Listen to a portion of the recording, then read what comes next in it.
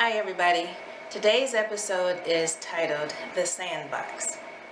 When I think of a sandbox, I think of an area where we can play in, an area that is comfortable, and I think of the sandbox as being part of the playground. And if I look at a sandbox the way I want to in this video, life is the sandbox is a part of life, but if I chose to just stay in the sandbox, I would only be choosing a small portion of how I would live my life, which means I would be missing out on everything else that the playground had to offer because I chose the comfort of my sandbox. I do not believe that it is a healthy thing to live in the sandbox. Even though I do enjoy being in the sandbox, sometimes it has its moments. But I do not believe that it is a good thing for me to live in the sandbox. It's not a good idea because the sandbox does not offer any balance. When you think of a sandbox, depending on the size of that sandbox, not too many people can fit in it. And sometimes, depending on the sandbox, only two or one person can fit in the sandbox. And that's why I say it's not a good balance, and it's not good to live in the sandbox. It creates an environment where I am in my comfort zone, and me being in my comfort zone means that I really don't have to trust God for anything, because everything that I like and everything that is comfortable for me is right here in my little box. So in my mind, if I were to live in the sandbox, I would actually be under control of everything and not trusting in God. But the deceitful part of that is that I would only be controlling things in my own eyes, because realistically speaking, life is still going on outside of the sandbox. Now I want to talk a little bit about live streaming. I believe that live streaming is a good thing, and I believe that live streaming has its purpose. I enjoy live streaming because those type of videos get me through the week. However, live streaming does not replace me going to church.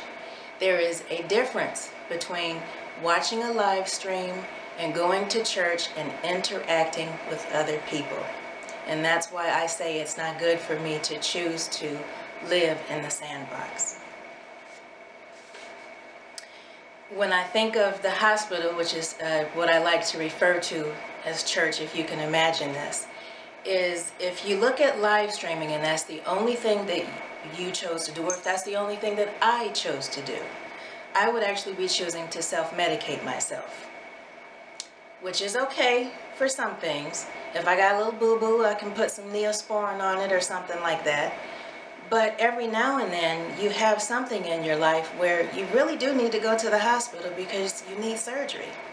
I can't perform surgery on myself because when surgery is performed, there's a whole team of people. And that whole team of people is actually used by God. So even if I went to the doctor to get something done, the doctor would send me to the hospital and surgery would be performed with this whole team of people. So it's not just the doctor. And I'm saying this because sometimes when you watch a live stream, the only interaction that you have is with the person that's up on the stage. And that's not the purpose. Even when you go to church, the purpose of you going to church is not just to have an encounter or an interaction with the person that's in the pulpit and the person that's preaching. Their job is to lead you to Christ and lead you to have a good relationship with God. They are not God, just like we said in the last video. So in my eyes, the team of people where you go to surgery and you have this team of people caring for you, those people are being used by God to help you with something that you can't help yourself with. And to me, that's what church is like. So live streaming has its place. I am not faulting it at all, but it cannot be replaced with going to church, because there's just something that happens when you choose to interact with other people. The benefits of going to the hospital / church is you're not relying on just one person. Again, you're not relying just on the person bringing the message. You've got people dancing, you've got people singing, you've got different things that are going on, and you get to actually interact with the other people that are sitting next to you that you may or may not know. They are allowing God to collectively work on you, or you are allowing them to collectively work on you, and God is actually doing that. So God may send people your way to sing a certain song, and it hits something inside of you that, you know, it really comforts you. Just like being in the sandbox, but you get comforted when you go to church or to a hospital also. The thing is it happens through people. And you don't get that type of interaction if you only choose to live stream. Once you're better, you can actually go and help others. So the whole point of live streaming and going to church and going to the hospital for surgery when you need it is so that you can get better and help someone else. The last thing I want to say before I read the encouraging scripture is, if I were to choose to live in the sandbox, I couldn't help anybody unless they were inside the sandbox with me. My encouraging scripture is going to come from Matthew chapter 25, verses 34 to 40.